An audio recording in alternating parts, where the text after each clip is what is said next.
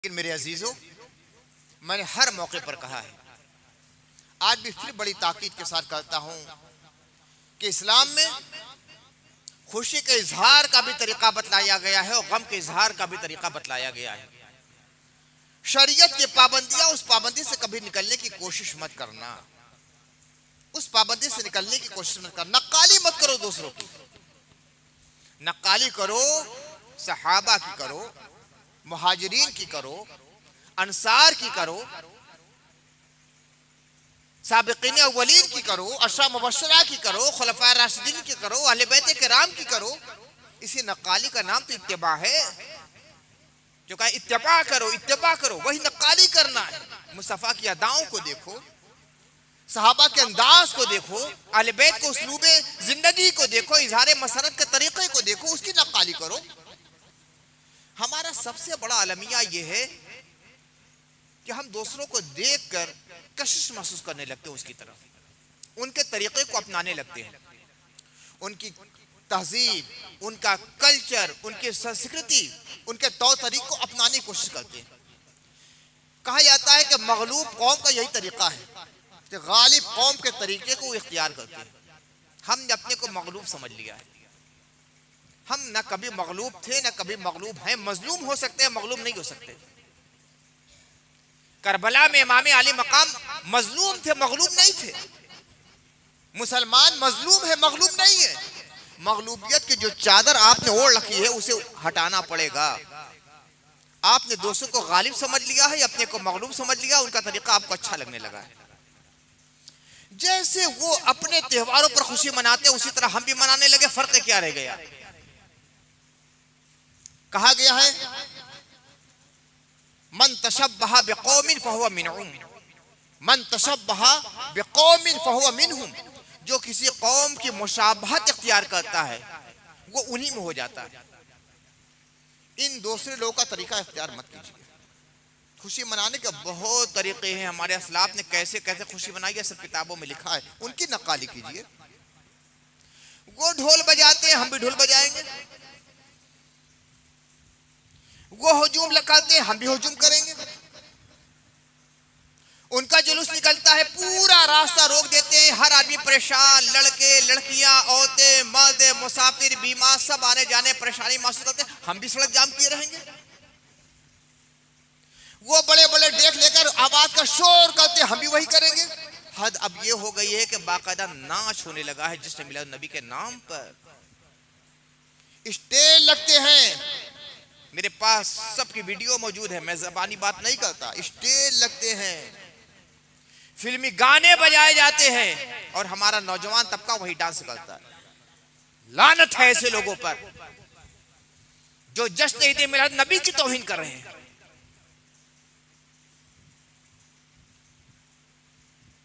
घरों में झंडे लगाए जाते हैं। झंडा लगाने पर मुझे कोई कबाहत महसूस नहीं होती, मैं इसके खिलाफ नहीं हूं। मेरी बातों को गौर से सुना कीजिए। अक्सर मेरी बात का एक जुमला लेते हैं, दोस्तों को गायब कर देते हैं, कमेंट शुरू हो जाता है। साफ लफ्जों में कहता हूं, घरों पे झंडा लगाने को, छत पर झंडा लगाने को मैं मायूब नहीं समझता। जो चाहे लगाए। मैं ये कहता हूं कि झंडे का एहतराम आपके लिए फर्ज बन जाता है।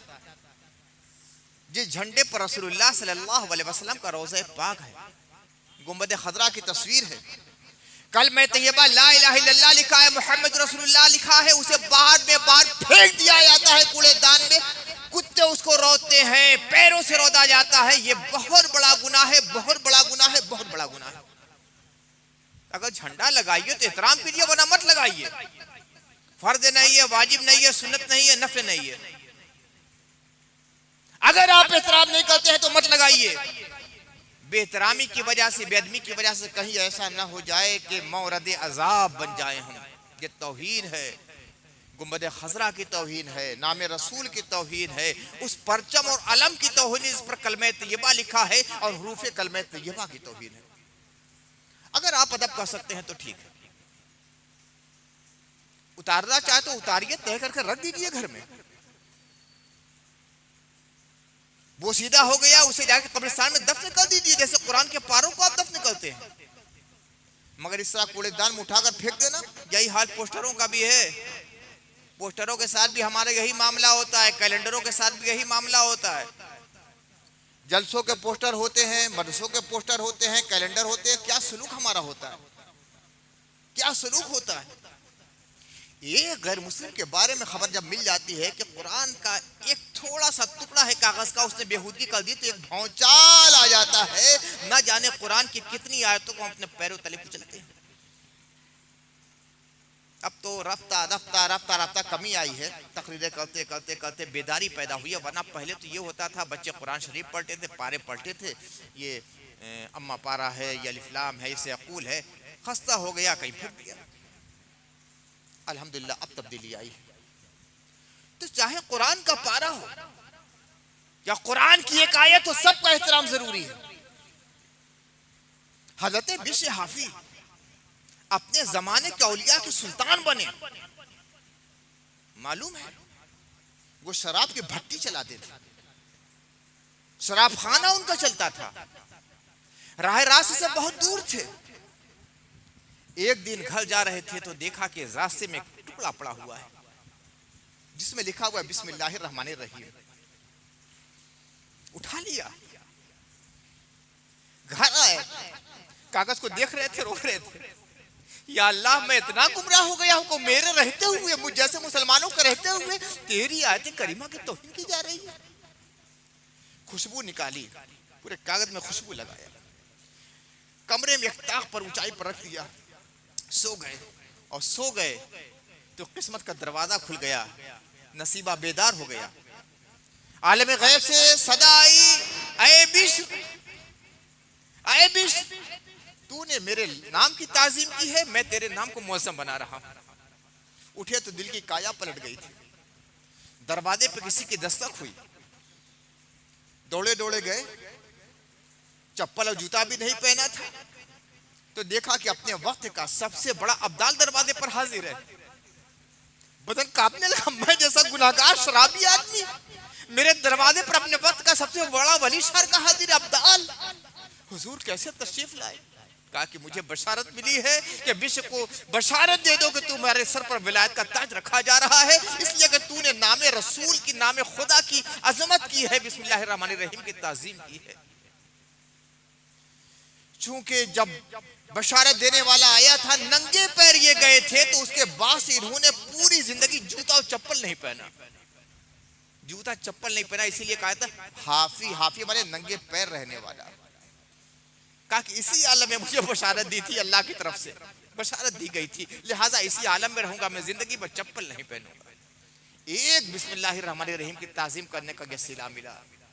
कलमे तैयबा लिखा है पोस्टर पर, कलमे तैयबा लिखा है कैलेंडर पर, कलमे तैयबा लिखा है रमजान के छोटे छोटे नक्शे शहर इफ्तार पर, कलमे तैयबा लिखा हुआ झंडे पर हम उठाकर फेंक देते हैं। हमें परवाह नहीं होती कि ये क्या हम कर रहे हैं। खुदा की कसम, लफ्ज तो लफ्ज है, कुरान के एक एक हर्फ की ताजीम करना फर्ज है। अल्लाह इसमें जलालत की तो बहुत बड़ी बात है। ये नाम वो है जो अर्श की पेशानी पर लिखा हुआ है, ये नाम वो है कि सिदरा के एक एक पत्ते पर लिखा हुआ है, ये नाम वो है कि जिब्रील आमी की आंखों की पुतलियों पर लिखा हुआ है, ये नाम वो है जो फिरदौसे बरी का लौहे जबी बना हुआ है, और ये नाम वो है जो हमारे आका का वजीफा था। इसी नाम के लिए मुस्तफा ताइफ में लहू लहान हुए, इसी नाम की अजमत के लिए बद्र उहद से गुजरे, इसी नाम की अजमत के लिए अल्लाह के नबी ने ये मुसीबतें झेली है, इसी नाम की अजमत के लिए मेरे हुसैन ने करबला में अपने खानदान को कटा दिया है। तो ये तो नाम है पाक अल्लाह। खुदा की कसम, इस्लाम की अलिफ के अंदर वो बरकत है कि अगर इस लाफ के अलिफ, इसके हर्फ अलिफ को समझ ले आदमी तो अल्लाह वाला बन जाए। इतने मारिफ, इतने असरार, इतने निकात हैं। सूफिया ने इतने निकात और इतने लताइफ बयान किए हैं कि अगर वाकई उस पर अमल कर ले तो अल्लाह का सच्चा वली बन जाए। तो इस बात का ध्यान दीजिएगा मेरे अजीजों, मसरत का इजहार हो, शरीयत की पाबंदी, बेहूदगी ना होने पाए। जुलूस ले जा सकते हैं, मैं जुलूस का मुखालिफ नहीं हूं। फिर बहुत साफ लफ्जों में कहता हूं, मेरे अल्फाज को तोड़ जोड़कर पेश ना किया जाए, मैं जुलूस का मुखालिफ नहीं हूं।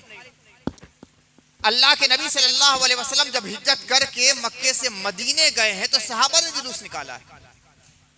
वहां के जो अंसार थे और जो मुहाजिरीन मक्के से पहले ही मदीने गए थे, जब अल्लाह के नबी की आमद की खबर मिली तो सब हथियार सजा कर बस्ती से बाहर निकल गए, बड़े बादे हुए, जितने थे सब बाहर थे।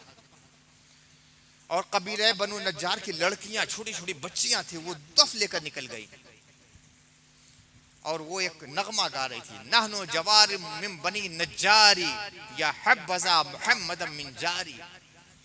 हम बनी नज्जार की लड़कियां हैं, छोटी छोटी बच्चियां थी। मैं ये नहीं कह सकता बड़ी बड़ी लड़कियां जुलूस में निकल जाएं, गलत है। छोटी छोटी बच्चियां, 2, 4, 5 साल की बच्चियां थी, 6 साल की बच्चियां थी। वो दुब बजा रही थी, करे नहनो जवारू मिन बनी नज्जारी या हब्बज़ा मुहम्मद मिन जारी। हम बनी नज्जार की छोटी छोटी बच्चियां हैं, मुबारक हो, बड़ी खुशखबरी की बात है, बड़ी मसरत की बात है कि मोहम्मद सल्लल्लाहु अलैहि वसल्लम हमारे पास तशरीफ लाए। कोई कबाहत नहीं जुलूस में, लेकिन जुलूस से किसी को कबाहत ना होने पाए, इसका भी ध्यान रखिए। इस्लाम हमेशा लोगों को सहूलत पहुंचाता है, आसानी पहुंचाता है। हमने सड़क इतनी जाम कर ली कि कोई आ ना सके, जा ना सके, औरतों को भी जाना है, बच्चों को भी जाना है, बच्चों को भी जाना है, कोई मुसाफिर है, किसी को ट्रेन पकड़ना है, किसी को बस पकड़ना है, कोई बीमार है, डॉक्टर के लिए जाना है, सारा रास्ता रोक दिया हमने। अगर जुलूस लेकर जा रहे हैं, एक तरफ से जाइए, कम से कम आधी सड़क छोड़ दीजिए। बेहतर तो यह कि किसी मैदान में इस तरह का एहतमाम होना चाहिए, आम रास्तों में यह मत कीजिए। लेकिन अगर कर रहे हैं, ठीक है, सब कहते हैं, आप भी कर रहे हैं, आपका भी हक है। दूसरों का सड़क पर हक है तो आपका भी हक है। ये अलग बात है कि दूसरों को हक तो दिया जा रहा है, हमें नहीं दिया जा रहा है। दोस्त से जो चाहे कर ले, हम नमाज नहीं पढ़ सकते। इस बात का हमें ध्यान देना है कि रास्ता ना रोका जाए। दूसरी चीज बहुत अहम है, बहुत अहम, 12 रबीउल अव्वल की तारीख रसूलुल्लाह सल्लल्लाहु अलैहि वसल्लम की आमद की तारीख है। उस दिन दरूद शरीफ का एहतमाम किया जाए, नाते पढ़ी जाए, और ये जो डेक बजाया जाता है और लगा दिया जाता है, मोबाइल और बज रहा है, उससे बेहतर यह कि हम खुद पढ़ें। हर इलाके में अंजुमनें होती हैं, कुछ शायर होते हैं, कुछ नातखा होते हैं, वो पढ़ें। पढ़ने का सवाब ही अलग है। आप पढ़ें, जैसी भी आवाज हो वो अलग बात है। बहुत बड़े शायर पढ़ रहे हैं, आप सुन रहे हैं, वो अलग बात है। आप पढ़ रहे हैं तो पढ़ भी रहे हैं, सुन भी रहे हैं, दोहरा सवाब मिल रहा है। और दूसरे पढ़ रहे हैं तो आप सिर्फ सुन रहे हैं, और वही मोबाइल में सुनना या कोई सुनना हुआ। तो ये बड़े बड़े डेक रखना कि दूसरों का कोई जिक्र करना मुश्किल हो जाए, और फिर वो आवाजें जो खल्त मल्त हो जाती हैं, एक यहाँ बज रहा है तो 20 कदम पर फिर लगा है, फिर 20 कदम पर लगा है, फिर 20 कदम पर लगा है, फिर आवाजें समझ में नहीं क्या कहा जा रहा है। तो वो दिन किस चीज का है? दरूद शरीफ का, कलमा तैयबा का और नात खानी का। नात खानी, ये लफ्ज पर गौर कीजिएगा, नात खानी का, रसूलुल्लाह जाए। किसी मौलाना साहब का ओर से नहीं है, किसी वली का ओर से नहीं है कि उनका नारा लगाया जाए। नारा लगेगा तो रसूलुल्लाह का लगेगा, नात पढ़ी जाएगी तो रसूलुल्लाह की पढ़ी जाएगी, शायरी होगी तो रसूलुल्लाह के बारे में, उसके अलावा कुछ नहीं होगा। सबका अलग अलग मौका होता है। 10 मुहर्रम को अगर प्रोग्राम हो रहा है तो मैं कहता हूं इमाम पाक की मनक़बत हो, हज़रत इमाम आली मकाम की सीरत का तस्करा किया जाए, आपकी शहादत का तस्करा किया जाए। मगर कोई 12 रबीउल अव्वल को शहादत इमाम हुसैन बयान करेगा तो मैं रोक दूंगा कि नहीं, ये मौका नहीं है। मैं स्टेज पर रहूं, 12 रबीउल अव्वल को कोई आदमी शहादत शहीदान करबला बयान करे तो मैं रोक दूंगा, नहीं भाई ये मौका नहीं है। बात बहुत अच्छी है, काम बहुत अच्छा है, जिक्र बहुत प्यारा है, मगर आज का मौका नहीं है। तो उसी तरह 12 रबीउल अव्वल कोई और तस्करा किया जाए तो रोक देना चाहिए, नहीं भाई दूसरा मौका उसका है। आज नारा लगेगा तो मोहम्मद रसूलुल्लाह का नारा लगेगा। कायनात की हर शय उनकी गुलाम है, चाहे सहाबा हो, ताबईन हो, अहले बैत हो, शुहदा हो, उलमा हो, औलिया हो, अतकिया हो, गौस हो, ख्वाजा हो, सब उनके गुलाम। आज आकाओं के आका का नारा लगेगा, गुलामों का नहीं लगेगा। हकीकत यह है कि 12 रबीउल अव्वल को अगर फैजाने गौसे आजम का भी नारा लगता है तो मुझे अच्छा नहीं लगता, उस दिन मुझे अच्छा नहीं लगता। हाँ 11वीं शरीफ का होगा, मैं भी लगाऊंगा, आप भी लगाइएगा। तो 12 रबीउल अव्वल को जो जुलूस निकले तो सिर्फ नात होनी चाहिए। हद ये कि सहाबा की भी मनकबत ना हो, अहले बैत की भी मनकबत ना हो, मौलाए कायनात की भी मनकबत ना हो, सिर्फ रसूलुल्लाह सल्लल्लाहु अलैहि वसल्लम की नात होना चाहिए। और मुझे तो ऐसा महसूस होता है कि जैसे कायनात का जर्रा जर्रा 12वीं शब को देखता हूं तो लगता है कि आसमान के तारे भी नाते रसूल आज पढ़ रहे हैं। जब दिन का उजाला होता है लगता है सूरज की शुआएं भी नाते रसूल पढ़ रही है। तो उनकी नात की आवाज में आवाज मिलाइए, नाते रसूल पढ़िए। वो तारीख सिर्फ नात की है, सिर्फ नात की है। तकरीर की जाए तो सिर्फ मोहम्मद रसूलुल्लाह का जिक्र किया जाए, हवाले के तौर पर किसी का तस्करा हो जाए। आज तो ये है कि मैंने खुद सुना 12 रबीउल अव्वल की शब है, 12 रबीउल अव्वल की शब है और दूसरों का तस्करा हो रहा है। 1400 साल बाद के बुजुर्गों का तस्करा किया जा रहा है। ये क्या हो रहा है? शादी किसी की होती है, सेरा किसी का पढ़ा जाता है, कभी होता है? शादी जिसकी होती है सेरा उसी का होता है कि शादी अब्दुल रज़्ज़ाक की हो रही है, सेरा अब्दुल वहाब का पढ़ा जा रहा है। सिर्फ रसूलुल्लाह की बात होना चाहिए, कोई दूसरी बात नहीं होना चाहिए। साथ ही साथ ढोल नक्कारा ताशा बिल्कुल नहीं होना चाहिए। खबरदार खबरदार, जिस महफिल को बाइस रहमत बनना चाहिए तब बाइस अजाब वो महफिल बन रही है। जुलूस की जो महफिल हो, खबरदार उसमें औरतों की शमूलियत बिल्कुल नहीं होना चाहिए। सुनते हैं कि कुछ इलाके हैं औरतें बहुत ज्यादा जाती हैं। बनारस में भी दाल मंडी में जो प्रोग्राम होता है सुनते हैं कि रात के वक्त औरतें घूम घूम कर खूब नजारा करती हैं। रामनगर में जो प्रोग्राम होता है उसमें भी यही होता है, धुलईपुर में जो होता है उसमें भी यही हो रहा है। क्या मोहम्मद रसूलुल्लाह इसीलिए दुनिया में तशरीफ लाए थे? जिस बेहूदगी को खत्म करने के लिए रसूलुल्लाह आए थे, उस बेहूदगियों को हम मजलिस मिलाद के नाम पर फैला रहे हैं। और नाच गाना का तो तस्वीर भी नहीं होना चाहिए। हकीकत यह है कि जिस महफिल में डाइज लगाकर, स्टेज लगाकर, फिल्मी गाने बजा के हमारे नौजवान डांस कर रहे हैं और नाच रहे हैं, वो महफिल मिलाद नहीं है, मजलिस शैतान है। अल्लाह की लानत बरसी है ऐसी महफिलों पर। बदनाम मत कीजिए मजलिस मिलाद को, बहुत खुशी का मौका है, बड़ी मसरत का मौका है, बदनाम मत कीजिए। दूसरे बदनाम करते हैं तो बड़ी तकलीफ होती है, तो बदनाम का जरिया हम खुद बनते हैं। नौजवानों, जो भी करना हो पहले अपने उलमा से राब्ता किया करो। हमारा नौजवान बड़ा बहक गया है, बस जो जी चाहता है कर लेता है, जो जी चाहता है कर लेता है। अपने कद से दूना बड़ा झंडा ले लिया, हरी रंग की पगड़ी बांध ली, जोहर का वक्त हो गया, नमाज गायब। ये हरी पगड़ी बांधने से रसूलुल्लाह के सच्चे गुलाम बन जाओगे? माँ बाप को रुला कर आए हो मजलिस मिलाद में, कुरान को छोड़ कर आए हो मजलिस मिलाद में, फराइज को तर्क करके आए हो मजलिस मिलाद में, हरी पगड़ी बांध लिया, हरा झंडा लेकर ऐसे ऐसे घुमाने लगे, हो गया सारा का। होश में आ जाओ, अल्लाह बातिन को देखता है, जाहिर को नहीं देखता। अल्लाह ये नहीं देखता कि तुम्हारे हाथ में झंडा कितना बड़ा है, ये देखता है कि तुम्हारे दिल में मुस्तफा की मोहब्बत कितनी ज्यादा है, पैरवी कितनी करते हो, इत्तिबा कितनी करते हो, उनके रास्ते पे चलते कितना हो। मजलिस मिलाद का सबसे अहम पैगाम यह है कि हम सच्चे मुस्तफवी बन जाएं। हुजूर ने जो कह दिया है बस उस पर अमल करना है। सहाबा कैसा अमल करते थे? हुजूर सल्लल्लाहु अलैहि वसल्लम के पास आयत करीमा नादिल आई हुई कि शराब हराम। रसूलुल्लाह के मुनादी ने मदीने की गलियों में ऐलान किया तो आलम क्या था मालूम है? तफसीरों में आता है कि नालियों में इस तरह शराब बह रही थी जैसे कि बरसात के जमाने में पानी बहता है।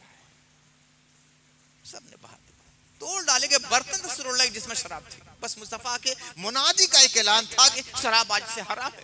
कोई पूछने नहीं आया मुस्तफा के पास, या रसूलुल्लाह आपने ये ऐलान करा? नहीं, मुस्तफा के मुनादी ने कह दिया हराम है तो हराम है। लोग कहते आदत नहीं छूटती। अरे उस जमाने से बड़े पियक्कड़ आज के लोग नहीं है। मुस्तफा की बात आ गई, सब छोड़ दिया, तोड़ दिया। हद यह है कि जिस लिबास में उन्होंने शराब पी थी, लिबास से जला दिया। मुस्तफ़ा ने कह दिया पर्दा जरूरी है, उसी वक्त औरतों ने पर्दा बना लिया। कुछ नहीं थी तो घर की चादर थी उसी को सर पे डाल दिया।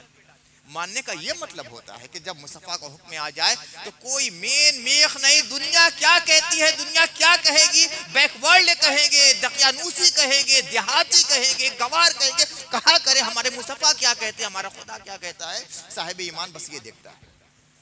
अजीजों, सच्चे तरीके से मिलाद मुस्तफ़ा को मनाना बड़ी मसरत का मौका है। और असल तारीख जो है वो तो कई तारीखें आती हैं मिलाद की, ये तारीख ये तारीख ये तारीख, लेकिन जुमहूर और आम उलमा अहले सुन्नत जो हम एक ज़माने से मनाते रहे वो 11 के दिन को गुजार कर जो 12वीं शब आती है वही असली तारीख है। अल्हम्दुलिल्लाह मेरे यहाँ तो 80 साल से प्रोग्राम होता है, 80 साल से। और जो प्रोग्राम होता है मैं समझता हूँ कि पूरी दुनिया के लिए एक नमूना है। 29 सफ़र से, आप सब लोग जान, 29 सफ़र से रोज़ाना मगरिब बाद से इशा तक कुरान खानी, 100-150 आदमी रोज़ा आ जाते हैं। अल्हम्दुलिल्लाह रोज़ाना शीरीन तकसीम होती है। 11वीं तारीख आती है रबीउल अव्वल शरीफ की 11वीं तारीख, ज़ोहर बाद से असर तक कुरान खानी, मगरिब बाद से इशा तक कुरान खानी और इशा बाद से फजर तक मजलिस मिलाद नबी सल्लल्लाहु अलैहि वसल्लम।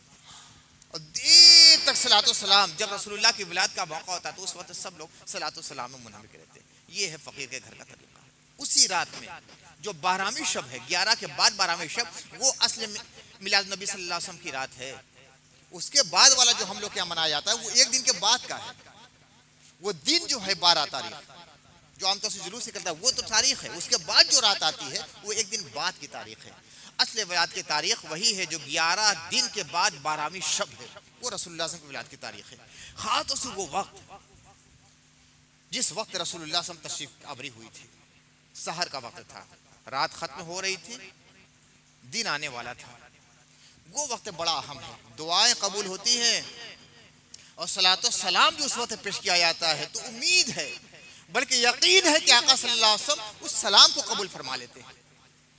तो उस रात बड़ी अहमियत की रात है। जहां भी उस रात में प्रोग्राम होता है आप लोग शिरकत किया कीजिए, सोने में गुजारिए मत। एक रात के बाद आप लोग जागते हैं, खूब रात भर घूमेंगे, यहाँ का झंडा देखना है, वहां का फाटक देखना है, वहां का जुलूस देखना है, वहां का स्टेज देखना है। हमारी निगाह में बस ये रहता है, नहीं, एक रात पहले जो है 11 दिन गुजारने के बाद जो 12वीं शब है वो बहुत अहम रात है। जहां भी प्रोग्राम होता है आप लोग वहां शरीक होइए और सोचिए कि कोशिश कीजिए कि आज पूरी रात हम जागेंगे। जो रसूल हमारे लिए ना जाने कितनी हजार रातें जागे, उस रसूल के लिए आज हमें जाग जाना है। और जो सहर का वक्त होता है रात रसूल का, उस वक्त खास तो सलातो सलाम पेश कीजिए।